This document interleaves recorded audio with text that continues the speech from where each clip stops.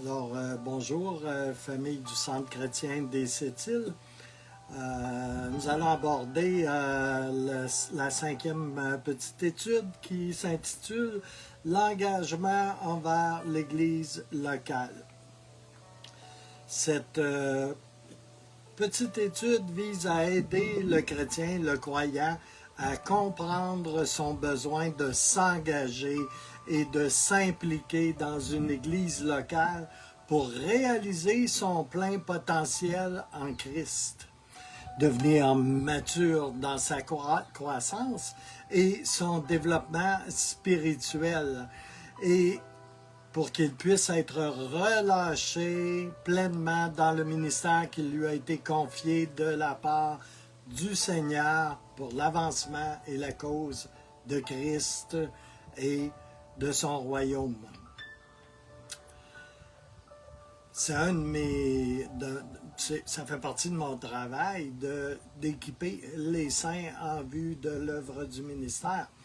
Toute la Bible témoigne de l'importance de l'alliance et de l'engagement entre les hommes, les uns avec les autres, la koinonia, dans notre nouvelle alliance, et de l'importance de l'alliance et de l'engagement avec Dieu lui-même, avec Jésus qui est la tête de l'Église. Les Actes des Apôtres nous parlent bien de cet ensemble, en guillemets. Le mot « ensemble » est important et nous parle également d'être engagé pour la cause de Jésus-Christ. À titre de référence pour le Centre chrétien des Sept-Îles, vous pouvez regarder le document « Formulaire de membres votants du Centre chrétien des Sept-Îles » ainsi que le document des APDC, des Assemblées de la Pentecôte du Canada, Constitution et règlement de l'Église locale, qui sont des documents de base auxquels nous nous référons souvent.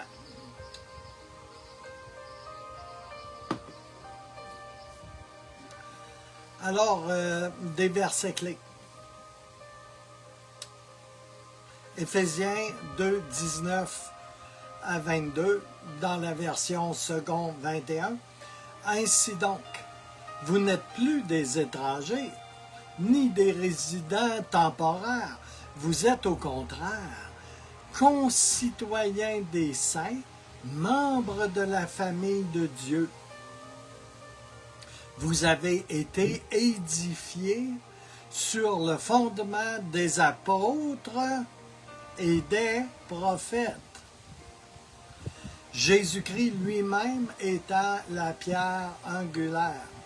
C'est en lui que tout l'édifice bien coordonné s'élève pour être un temple saint dans le Seigneur. C'est en lui que vous aussi, vous êtes édifiés avec eux pour former une habitation de Dieu en esprit. Prenez le temps de vous approfondir un peu sur chaque mot utilisé dans ce passage biblique. C'est la volonté de Dieu. Encore faut-il l'assumer et s'y soumettre.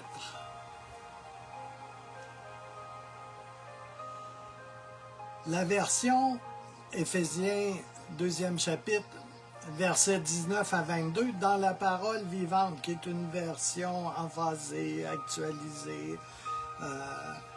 Je vous la lis. Voilà pourquoi vous n'êtes plus des étrangers ou des hôtes de passage, en parenthèse des touristes. Vous êtes citoyens à part entière avec tous les autres chrétiens.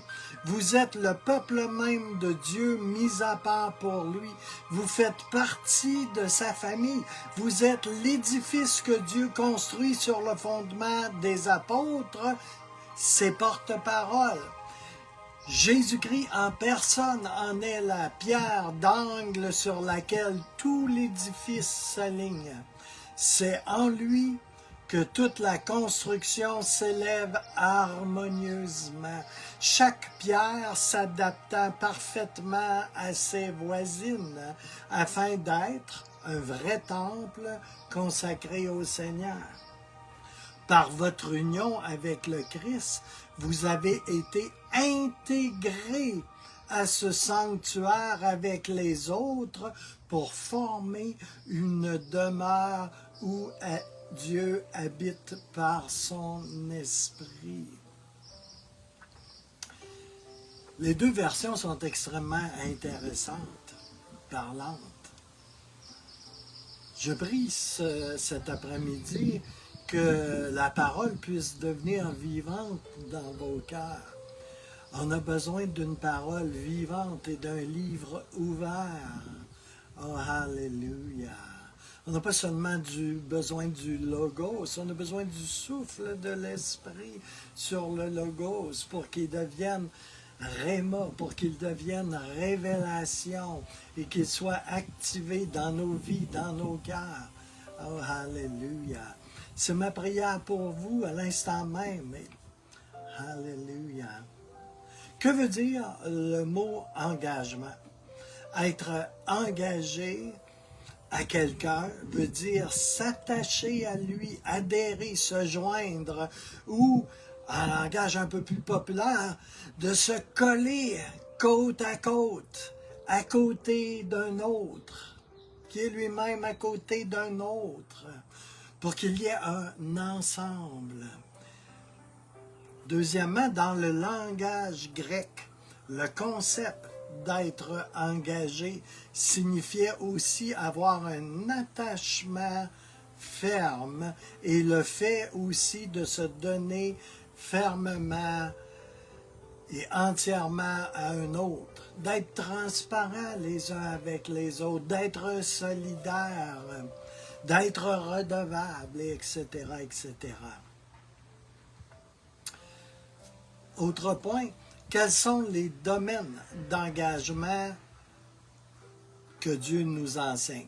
Dieu veut que nous soyons engagés, fermement attachés et joints,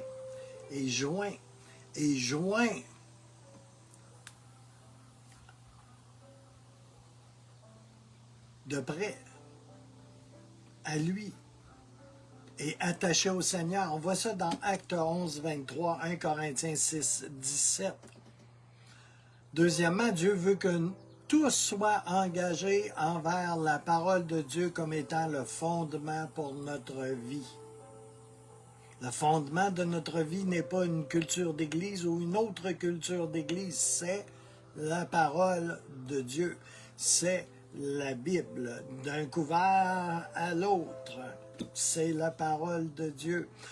On voit ça dans le psaume 119, 31 également, spécifiquement. Troisième point, Dieu veut que les maris et les épouses soient liés ensemble dans une relation d'alliance ferme. Genèse 2, 24. Oui, il y a un engagement à ce niveau-là aussi. Quatrièmement, Dieu veut que les chrétiens soient engagés les uns envers les autres dans le corps de Christ. Éphésiens 4, verset 1. Éphésiens 4, de 1 à 6 et verset 16. Alléluia.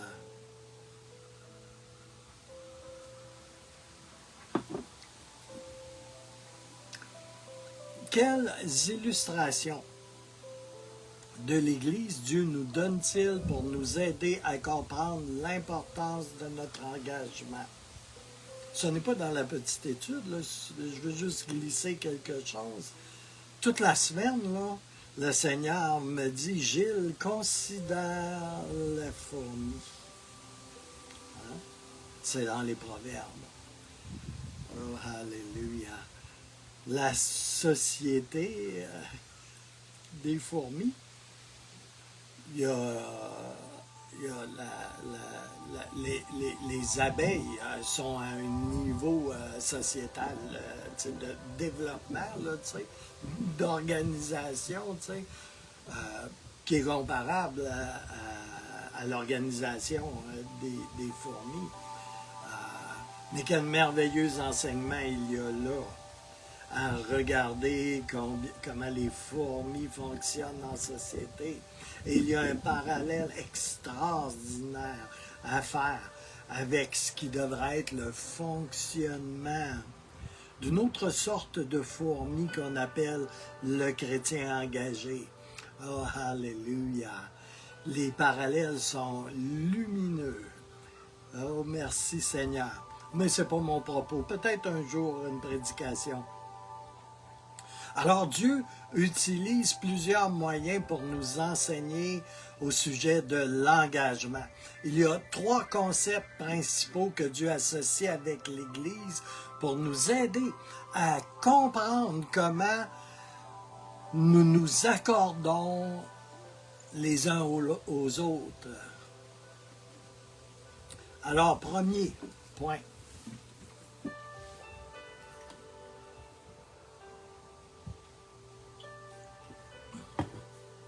L'Église, l'Ecclésia, l'Église est un temple composé de pierres vivantes qui sont édifiées ensemble. On voit ça en Éphésiens, 2e chapitre, versets 19 à 22, dans 1 Pierre 2, verset 5. Tout comme des pierres dans la structure d'un bâtiment, nous devons nous tenir côte à côte avec d'autres pierres, nous tenir sous l'autorité de d'autres pierres et fournir aussi une couverture de protection pour encore d'autres pierres. Oh, nous sommes appuyés les uns sur les autres également. Si une pierre n'est pas à sa place, les murs du temple, qui est un temple vivant, organique en quelque sorte, seront incomplets et vulnérables. Deuxième point, l'Église est un corps composé de membres individuels qui sont unis et liés les uns aux autres. On voit ça dans Éphésiens 4, 16, 1 Corinthiens 12, versets 20 et 27. En tant que membres du corps, nous devons être à nos places pour fonctionner en harmonie et fonctionner dans la paix avec les autres membres du corps si nous voulons que ce corps soit efficace et qu'il atteigne ses objectifs, accomplisse ses buts. Troisième point, l'Église est une famille composée de frères et de sœurs. Éphésiens 3,15, Galates 6, verset 10. Chaque membre de cette famille a la responsabilité de prendre soin des autres membres de la famille pour voir les autres s'épanouir et maturer dans leur relation avec le Père céleste. Alléluia. C'est tout à fait conséquent. N'avons-nous pas un Père? Alors nous sommes ses enfants et nous formons une famille sous l'autorité du Père. Et dans cette famille, il y a des frères et des sœurs. Alléluia. Et le Centre chrétien des Sept-Îles est une famille. Alléluia. Merci Seigneur. De quelle façon démontrons-nous notre engagement les uns envers les autres? La Bible énumère plusieurs responsabilités que les chrétiens ont les uns envers les autres.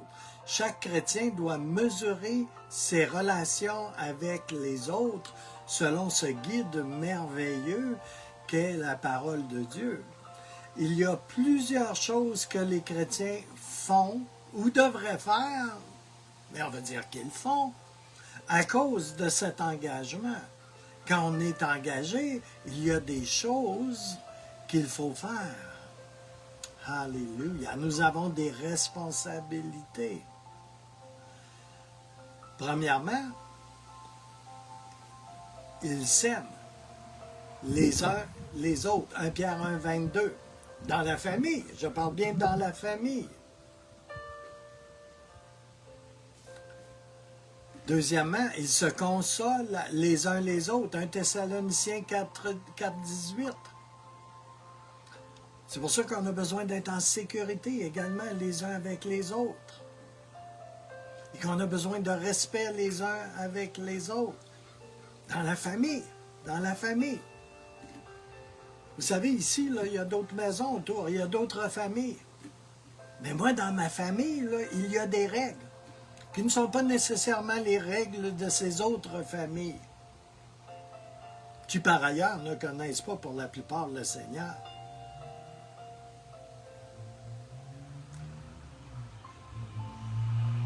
Troisièmement, ils s'exhortent, s'encouragent, si vous préférez, les uns les autres. Hébreux 10, 25.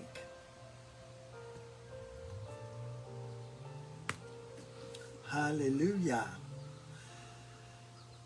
Quatrièmement, ils s'édifient les uns les autres. Romains 14, 19. Ils se supportent les uns les autres. Colossiens 3, 16. Ils se servent les uns les autres. Oh, ils ne sont pas appelés à régner les uns sur les autres. Tu n'es pas appelé à régner sur ton frère. Oh, alléluia. Tu es appelé à l'aimer, à le servir, à l'encourager, à l'édifier et à discerner ce que Dieu veut de lui, qu'est-ce que Dieu a comme plan pour lui, comment tu pourrais bien l'aider à discerner, à entrer, à grandir. Tu n'es pas appelé à régner sur lui. Alléluia. Dans la famille, on est appelé à se pardonner les uns les autres. Ah, je suis tellement blessé par l'autre, par mon frère, par ma soeur, tellement blessé, par le vilain pasteur qui ose dire des choses qui ne me plaisent pas. Eh bien, pardonne. C'est ce que tu as à faire. Et la Bible va jusqu'à dire, t'es mieux de pardonner si tu veux te voir toi-même être pardonné du Père. Oh! En plus, ils prient les uns pour les autres, portent les fardeaux les uns des autres, les autres, ont compassion les uns des autres et s'affectionnent les uns les autres. Il y a plusieurs choses que les chrétiens ne font pas non plus à cause de cet engagement qu'ils ont envers les autres, envers leurs frères et leurs sœurs, envers la famille. Ah, ils ne se critiquent pas et ne se condamnent pas. Romains 14, 13. B, ils ne s'introduisent pas en justice, ils ne se poursuivent pas en justice les uns les autres. 1 Corinthiens 6, 7. C, ils ne parlent pas méchamment les uns des autres. Jacques 4, 11. Oh, juste ça, hein? Juste ça, c'est extraordinaire. D, ils ne s'envient pas les uns les autres. Galates 5, verset 26. Ils ne se blessent pas. Ils ne font rien pour se nuire, pour nuire à l'autre, aux frères, aux sœurs. Alléluia. Et s'ils se blessent, parce que ça arrive, surtout dans un monde de compétition qui devrait rester en dehors de l'Église. Eh bien, j'ai rarement vu des frères en blesser d'autres, sciemment, volontairement, n'est-ce pas? C'est d'autant plus facile à pardonner. Mais il y aura toujours des Jézabel, il y aura toujours des Akab, il y aura toujours des gens qui sont agressifs, qui ont des problèmes de comportement, qui sont liés dans le rejet. Et ils accusent tout le monde, qui ont des problèmes narcissiques et qui mettent la faute continuellement sur le voisin, sur le prochain. Ça, c'est autre chose. Mais que sommes-nous appelés à faire? À pardonner. À pardonner. Lorsque nous sommes offensés, pardonner. Et pardonner encore. Combien de fois? Je serais censé entendre 7 fois, 77 fois. Ce qui sous-tend un nombre infini de pardons, n'est-ce pas?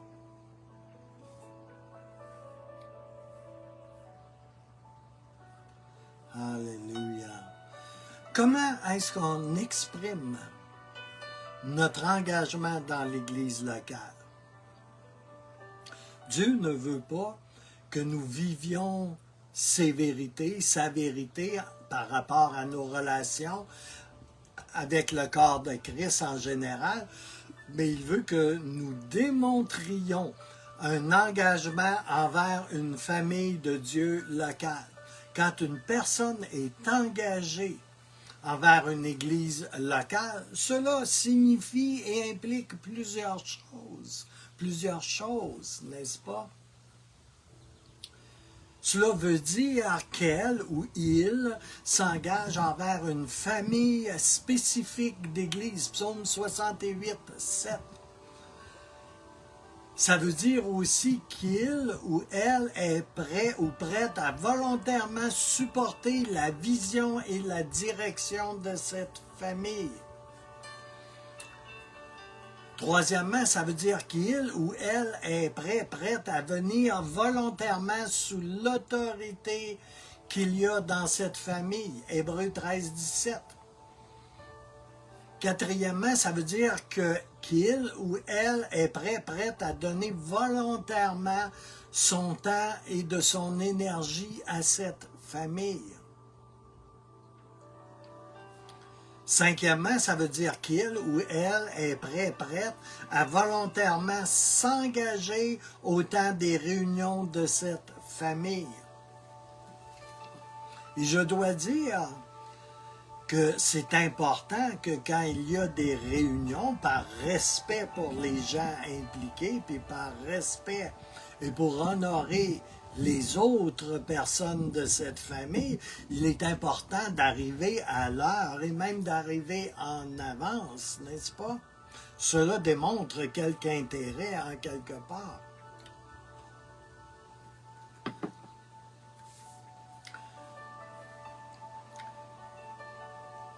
Ça veut dire aussi qu'il ou elle est prête à volontairement s'engager à supporter financièrement cette famille. Amen. On appelle ça la dîme, les offrandes, les dons.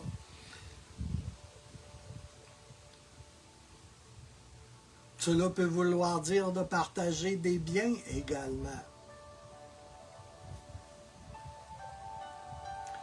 Enfin, ça veut dire qu'il ou elle est engagé de façon spéciale envers les membres de cette famille. Ça veut dire qu'il ou elle est prêt ou prête à porter volontairement les fardeaux de cette famille. Ah, mais c'est pasteur, c'est pasteur. Non, il n'y a pas de pasteur. Alléluia. Avez-vous déjà observé les fourmis? Je reviens aux fourmis. Comment qu'elles arrivent à déplacer des fardeaux, tu sais? Tu as la petite fourmi minuscule. Il y en a qui sont tellement minuscules. J'ai goûté à la médecine des fire ants, des fourmis de feu. Et ça brûle, OK? Ils portent très bien leur nom. Ils sont minuscules. Mais quand ils m'ont attaqué en nombre, là, c'est moi qui dansais, c'était pas eux. Mais vous avez certainement, j'étais fasciné par ça quand j'étais enfant. Je voyais les fourmis là, transporter des choses beaucoup plus grosses et lourdes qu'elles. Ils se mettraient 1, 2, 3, 4, 5, 6, 7, 10 fourmis. Ils arrivaient à déplacer et à ramener. Ils travaillaient tellement fort. Oh, alléluia. Ils travaillaient corporativement. Oh, alléluia. Une fourmi toute seule ne fait pas grand-chose. Mais quand ils sont plusieurs, ils font des prodiges. Alléluia. Et c'est semblable à cela aussi. Une assemblée, une église. Ensemble, nous sommes forts. Seuls, nous sommes vraiment seuls. et notre portée, notre influence, notre capacité est extrêmement limitée. Alléluia. Si les fourmis comprennent cela, peut-être devrions-nous comprendre quelque chose nous aussi, n'est-ce pas? Faites aller vos petites antennes et venez les frotter sur mes antennes, vous allez comprendre. Alléluia. Alléluia. Merci Seigneur. Là, je vais me coucher ce soir, je vais penser aux fourmis. Hein? Ça fait 3 jours que je pense aux fourmis. Alléluia. Dieu enseigne de toutes sortes de façons, n'est-ce pas? Quand on lit et on médite la parole de Dieu, ne serait-ce qu'un tout petit bout des proverbes, considère la fourmi.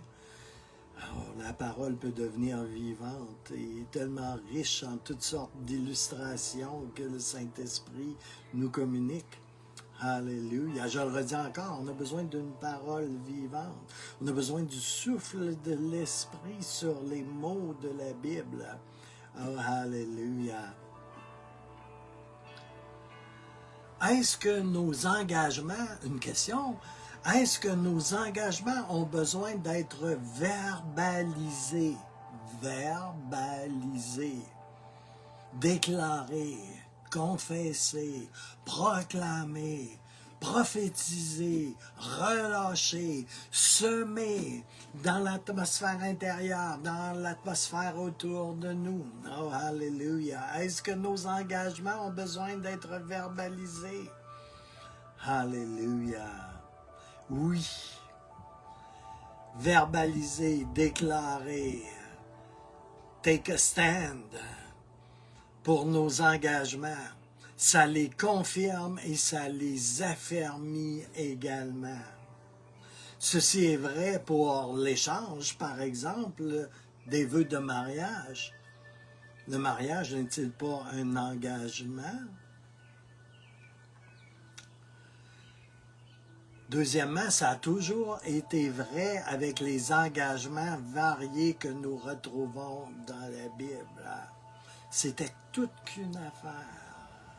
Et ça se faisait au su et au vu de beaucoup de monde, ou quelquefois d'une façon très privée, entre un homme et son Dieu. Oh, alléluia! Mais ça a toujours été vrai. La verbalisation, le geste prophétique, la confession, la déclaration à voix haute. On retrouve ça un peu partout dans la Bible, devant témoins. Un exemple, Josué devant le peuple d'Israël. Que va-t-il déclarer, Josué? Quelque chose que j'ai déclaré il y a bien longtemps.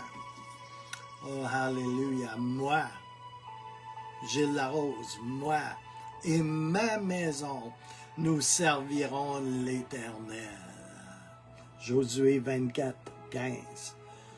Le merveilleux livre de Ruth.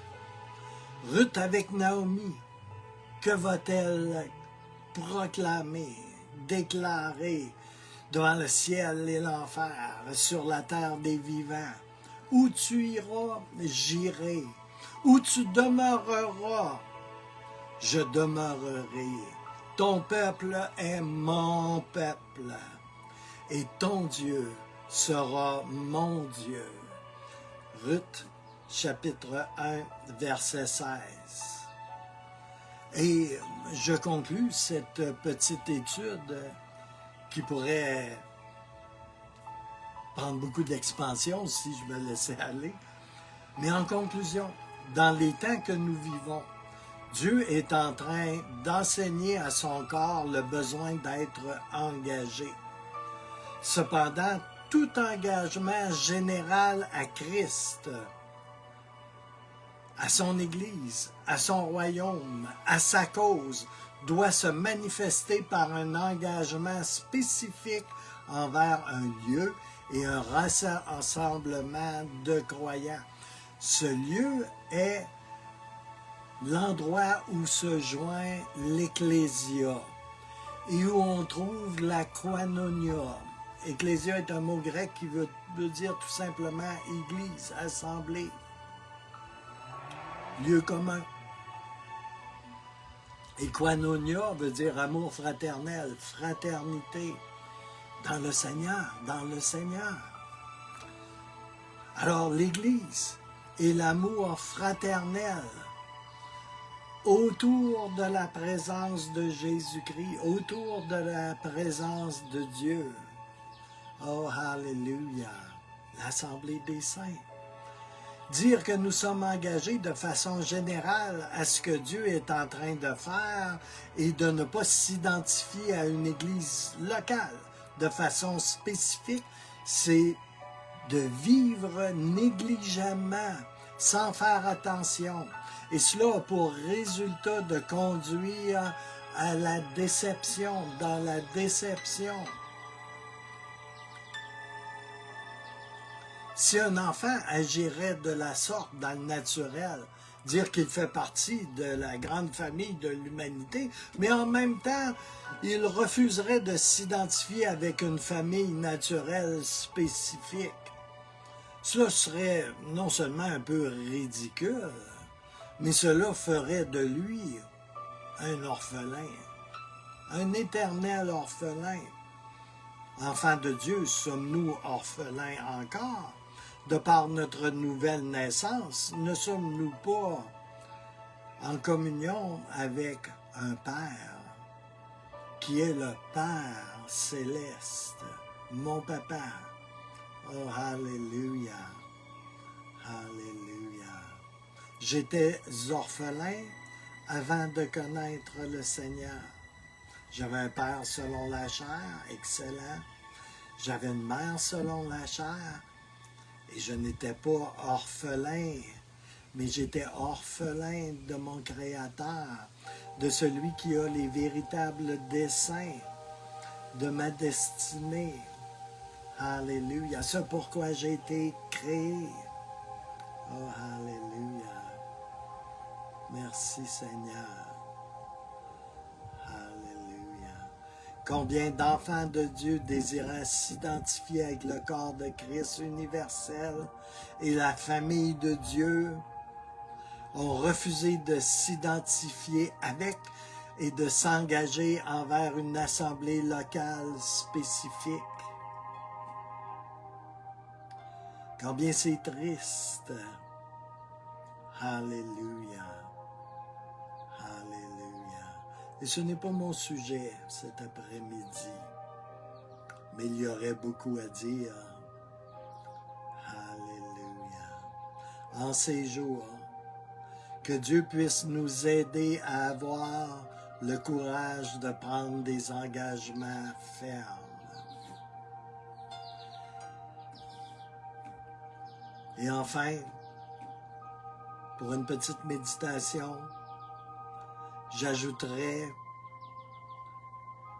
que l'Église est éternelle. Elle est l'épouse de Christ.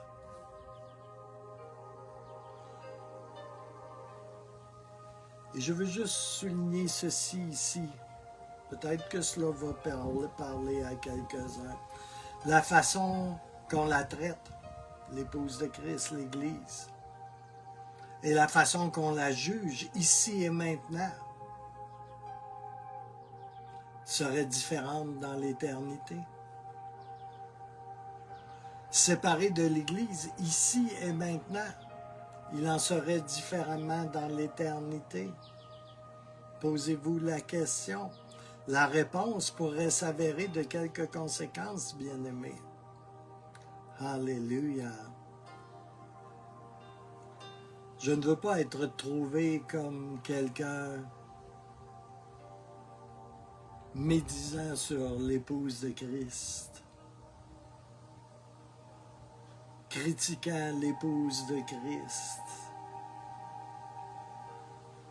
Alléluia.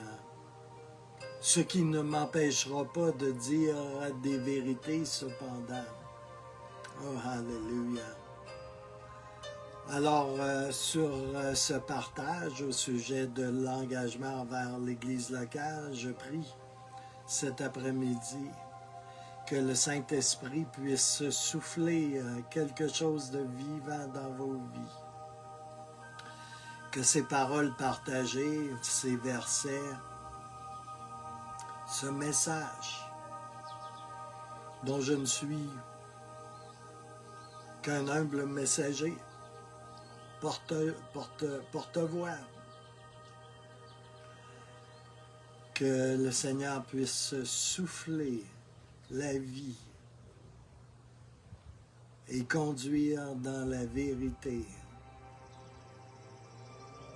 tous ceux qui écoutent ce message et que les cœurs puissent s'agrandir pour voir le dessein plus grand, le dessein qu'il ne nous veut pas seul, mais qu'il nous veut ensemble. Et que c'est lui qui nous joint les uns avec les autres.